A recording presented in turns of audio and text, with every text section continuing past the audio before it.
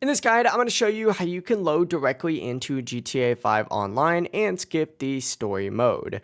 Before we do get into this guide, make sure to like the video and subscribe to the channel with all notifications on. It really does help the channel and lets us know that you want more content like this. We'd greatly appreciate it, and if at any point throughout this guide you do have any questions, just ask them down in the comment section below and we can help you out further. I'm going to be doing my best to reply to every single comment down there. But first things first, what you're going to want to do is actually open up the start menu by either hitting the pause button or hitting escape, and from here just navigate over to the settings tab up at the very top. Scroll down on this settings tab until you get to the very bottom where it says saving and startup, and essentially what you're going to want to do is go ahead and select this and then look for this startup flow option, and this is only going to pop up if you have landing page off, but essentially go ahead and change this from load into story mode to load into GTA Online. And now whenever you do launch the game, instead of going to the landing page or, loading into story mode, you'll automatically load straight into GTA Online. If this guide did help you out,